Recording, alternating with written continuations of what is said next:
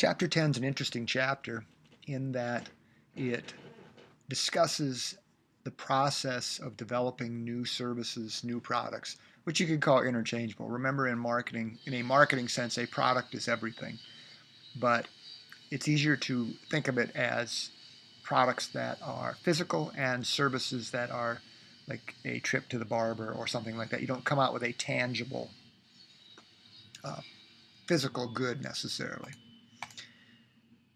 Apple's new innovation machine, they've got iCloud. Apple is an interesting company in that it lives and dies by new products. It has to do that given its business model against whom it competes in the consumer electronics market, essentially. And it therefore has to be a step ahead. So one of its clear and critical missions is to develop new products. So products, services, ideas, goods.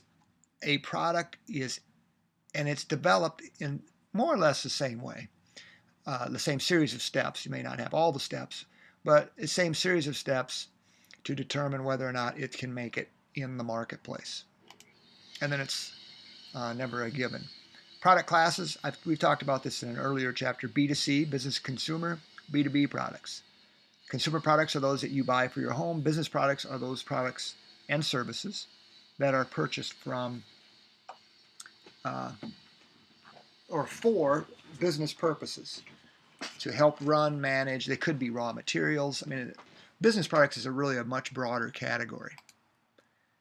Consumer goods, these are classifications or how people find and consume, usually how they buy the products. Convenience products, convenience stores, that kind of thing, shopping goods, specialty. These are just different categories to help manage the process of analysis. And there you can see them.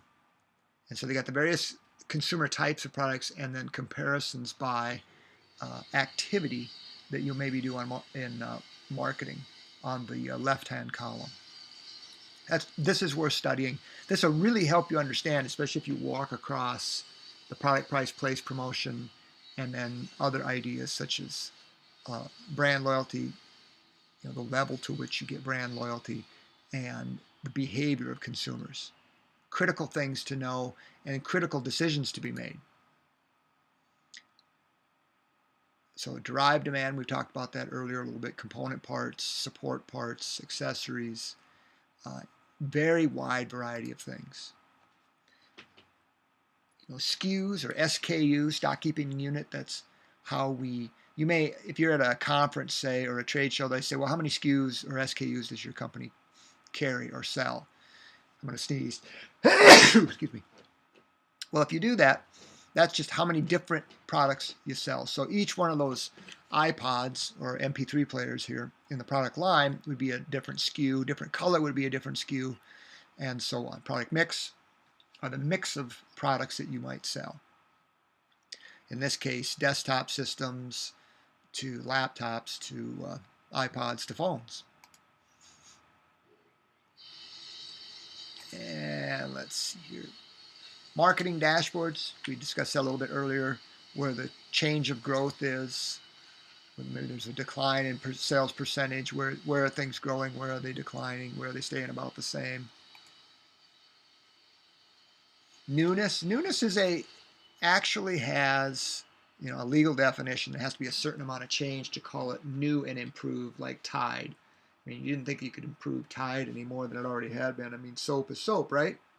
Well, periodically they have a new Tide that comes out. So be aware of those characteristics. Feature bloat or feature or scope creep. This means you start offering more and more things and it may become unsustainable.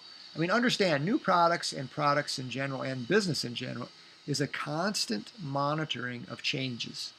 It's not a static, hey, we made this decision, now we're done, because the market conditions change. Those external market conditions change for sure, and your competitive position changes. Continuous innovation, dynamically continuous innovation, discontinuous innovation. There are, this is just, again, a way to better understand, where and how business or how the market views the changes that are made. So continuous innovation would just be it's constantly being improved and, for example, and changed. It's like toothpaste and so on. So you look at it, they have definitional meanings, and they're worth understanding in the sense that it gives you a better idea of what you're competing against and what you're competing for. So degree of consumer learning, how much they have to learn to use a new product. So if we come out with a brand new, well, let me put it this way, when MP3 players came out, or better yet, when CD players, compact disc players came out, that was a high level of new learning. It was more or less a way different way to process music. You didn't have a record player, that kind of thing. The higher the level of new learning, the more risky and potentially the higher level of return of a new product. They do go hand in hand. So line extensions, the jump in innovation from that's actually a rotary phone right there, folks, to an iPhone. That's a huge jump, huge learning curve for the market. Extend brands, true innovation, the original Apple II versus the iMac. And do read these examples in your text. These are excellent examples, these stories and things. Do take note of those.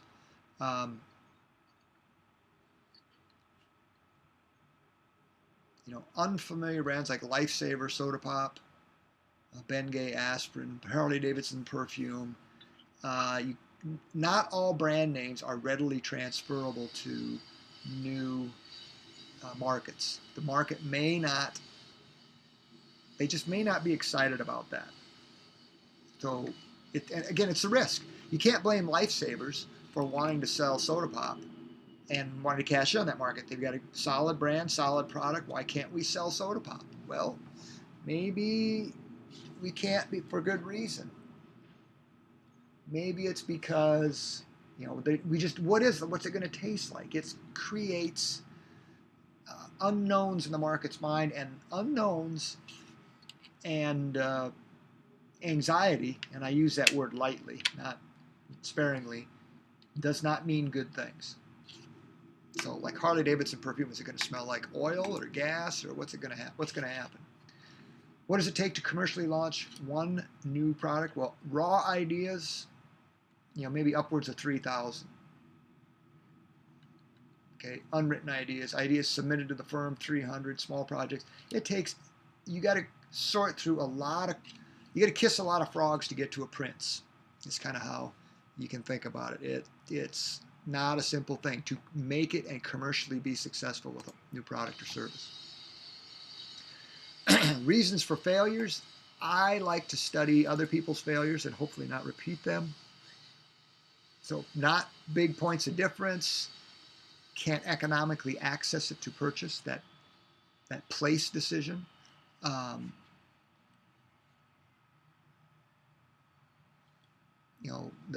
They fail to deliver on what they promise. There's lots of ways to fail. It's worth studying those failures. Bad timing, poor quality. Again, you would think this would never happen again, but it happens constantly because there are so many unknowns and so many variables outside the control of marketers, business owners, and things like that. Look at locally where you live, how many and how often a product goes away because of or a store or a restaurant. It doesn't take long sometimes, sadly. Why did these fail? You'll have to decide that for yourself. There's another one. Separates new product winners from losers. This is a very good graph. Again, I don't think I need to read this to you, but take a look at this. And if there's words you don't understand, make sure you look them up. That is a key activity. Please do that. Organizational opposition to new products is surprisingly high in some places. In some respects, they don't like to try new things.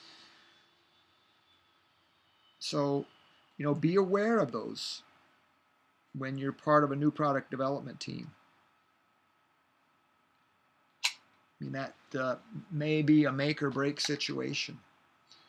Getting groups of people to change is hard. Here is the 7-step, and I think this is an excellent graph, 7-step new product process, or the development of it. All of these steps need to take place in one way, shape, form, or another. Now, they may not take or be done at the same level by every company. For example, market testing might not be very thorough, especially for a small company. They might just launch it and see how it goes. But in a sense, all of these have to be accounted for. If not, just to satisfy the level of risk that the organization is willing to take or to adhere to. So different strategies. Again, this is real business here, developing new products. This is real. This is the hard part. This is where you can maybe hit a home run and develop a product and a big company buys it and you never have to work again. You sell it off and harvest. I mean, there's lots of different stories in that regard. That's why when you read, I suggest you go through and make a list of at least the links I have on my USF, the business links, and to keep an eye on what develops new. That's a very good habit to get into. Strategic roles, external and internally driven, what takes place. And then pretty much the rest of the chapter goes through these stages or steps. Different design, outside labs. Idea generation can come from an enormous amount of areas. Talking to your customers is a really good idea to get new ideas, or your engineers or your employees can sometimes be fabulous sources of new ideas. You're going to school, you're at a university, you are probably a really good person to ask, because you see and hear more than people that maybe are embroiled in the day-to-day operations of the organization and don't have time or the inclination to go look. There you go. Business analysis is determining whether or not you think you can make money. What are the projections? Development. Now we test it, physically testing. Now, this is where services have an advantage because you're not dealing with inventory. It's much easier to roll out a new service than it is a new physical good. Market testing is where you have a test market. It's not rolled out to everywhere, just in a limited sample.